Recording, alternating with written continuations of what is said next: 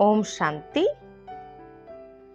कोई आवाज से बोलता था तो मम्मा उसको प्यार से समझाती थी, देखो तुम आश्रम में रहते हो, ऊंची आवाज से नहीं बोलना चाहिए, बहुत धीमे से बोलना चाहिए, शांति से बोलना चाहिए, बहुत कम बोलना चाहिए, मीठा बोलना चाहिए। यदि किसी ने कोई बड़ी गलती भी की हो तो भी उनको कहती थी, इधर आओ, ये ठीक हुआ है।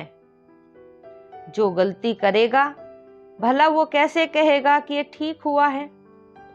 तो मम्मा कहती थी, आगे के लिए ध्यान रखो, दोबारा ऐसी गलती नहीं होने देना। मम्मा कभी ये नहीं पूछती थी कि ये गलती क्यों हुई है, जो हुआ सो हुआ, लेकिन उसको प्यार से सुधारने की युक्ति और शक्ति प्रदान करती थी। इस प्रकार प्यार से, इशारे से उस व्यक्ति के हृदय का परिवर्तन कर देती थी। मम्मा बहुत गुणवान थी, वो गुप्त तपस्विनी थी। देखने में साधारण लगती थी, लेकिन वो गुणों की खान थी। मम्मा का मूड ऑफ होते हुए कभी किसी ने नहीं देखा। बाबा के हर वचन का पालन शीघ्र और संपूर्ण रूप से किया करती थी। मम्मा में पालना की शक्ति अद्भुत थी। मम्मा की तरफ से ब्राह्मण परिवार के लिए यही संदेश रहता कि मम्मा हमेशा कहती थी, क्रोध भूत है। बाबा के बच्चों, कुछ भी हो जाए परंतु क्रोध नहीं करना। अगर कोई नुकसान भी हो जाए तो भी उसको प्यार से समझाओ। मम्मा सच्ची योगिनी थी।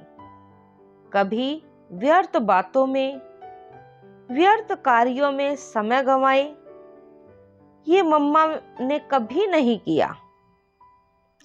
हर किसी के गुण देखना, अवगुण ना देखना, ना वर्णन करना, दूसरों को ज्ञान समझाना, शिक्षा देकर किसी का जीवन बनाना, कन्याओं को निडर और शक्ति शेरनी बनाकर बाबा को समर्पित करना,